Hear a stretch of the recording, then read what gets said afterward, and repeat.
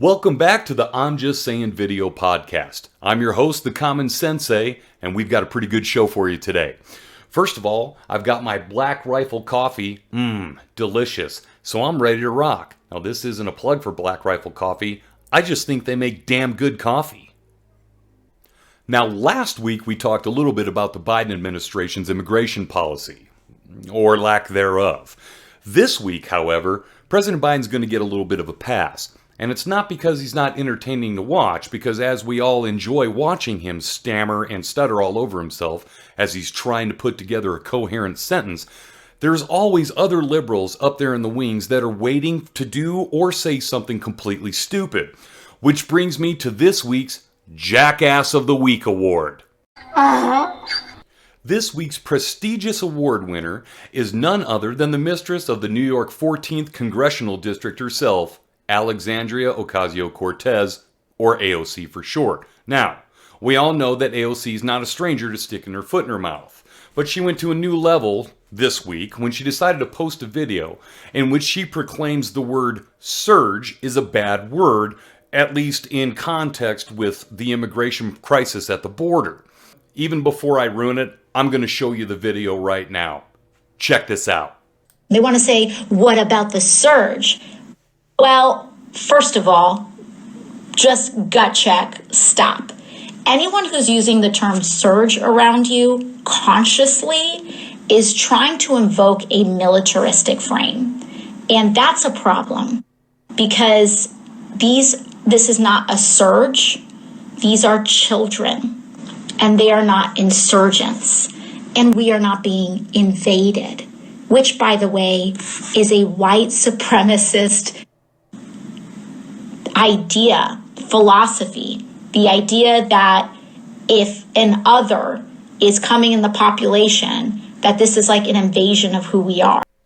What? When was it that the word surge all of a sudden became a bad word that was used in militaristic connotation to describe young kids at the border and white supremacy? I missed that memo. I'm not sure where it came from. The definition of surge is a strong wave-like forward movement, a rush or a sweep, such as the onward surge of an angry mob. Insurgent is defined a little bit differently. An insurgent is a person who rises in forcible opposition to lawful authority, especially one who engages in armed resistance. Now, I don't know about you, but I haven't heard anyone refer to children at the border as armed insurgents, or insurgents for that matter. It's not like we're accusing children in Central and South America of all of a sudden getting out of daycare after they went ahead and come up with this great plan during recess that once they got out of daycare, they were going to grab a bunch of AK-47s and their Biden t-shirts and storm the border. Nobody has said that. Ever. So there are a couple other things that I would like to address, but I do need to play the video in order to do that. Don't worry, I'm not going to play the video in its entirety, because even as smart as you are, the stupidity in this video at some point becomes insurmountable if you keep playing it over and over. And we are not being invaded. Yes, we are. Just because they're not carrying guns and driving tanks doesn't mean that we're not being invaded at the southern border.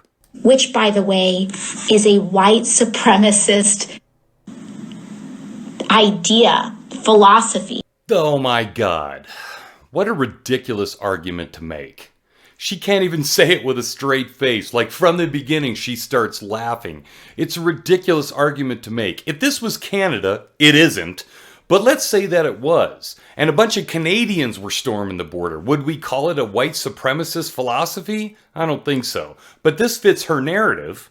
So obviously, because it's the southern border, now all of a sudden it's racist. And I don't know if you caught this, but early, when I showed the video earlier, the entire video, she said something about when an other or others come across the border.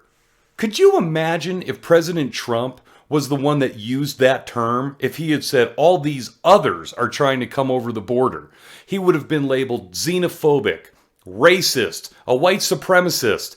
But AOC, it's okay if she uses it because this fits the Democratic agenda, and other is okay just as long as the liberals using it. That's a wrong answer. Now, in July of 2019, AOC made a trip down to the border during the Trump administration, and she was allowed, with all her colleagues, full access to the facility, in which she later claimed were telling migrants that they had to drink out of the toilet and that there was no running water in the facility.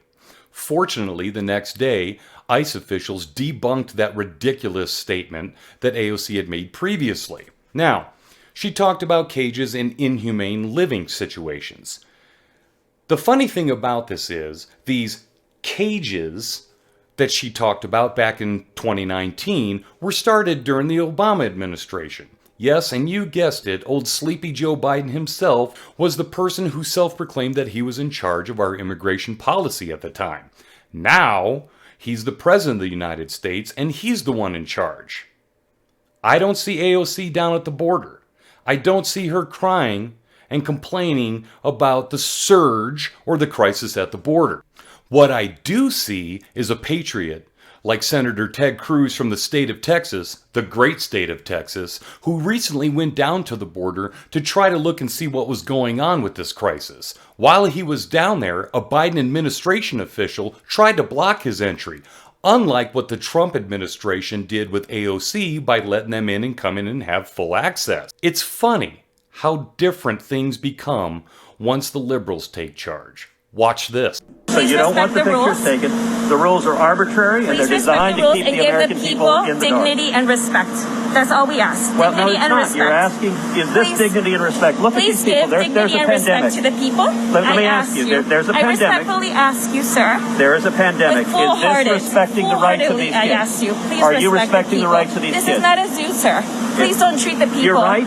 And this is a dangerous place. Please don't treat the and people your like policies, this. That's all I ask unfortunately, for you, are trying to hide them. I understand. That's You were all I ask instructed you. when 18 senators came down please here. respect the people. Give them dignity I and respect respect. them, and I want to fix this situation. We all want to and fix the this, sir. We administration don't you're want working this to for is happen responsible for these conditions. Thank you, Senator Cruz, for having the intestinal fortitude to go down there and do what's right and to ask the questions that need to be asked. The truth is the truth, regardless of what the liberals try to portray as the truth. Just because they say it is doesn't make it so. My favorite part of that clip is when she's wholeheartedly asking him, with all her heart, wholeheartedly asking him, completely wholeheartedly, not to treat these people like they're in a zoo. Well, no shit. This liberal COVID ninja with her mask all up in the camera trying to block their access is sitting there arguing with a senator from the United States and telling him not to treat them like a zoo. The whole reason he's there is to make sure that these people are not being treated like animals in a zoo. This crisis was created by this administration. We didn't have these problems before, but we have them now. I'm just saying.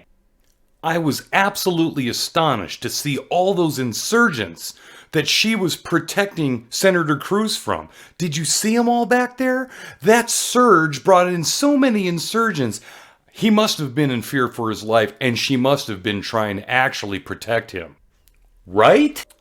No. Thank you, Senator Ted Cruz, for trying to fix the problem. We salute you. It's good to see that we actually still have public servants that are trying to serve the public and do what's right by the Constitution and our country.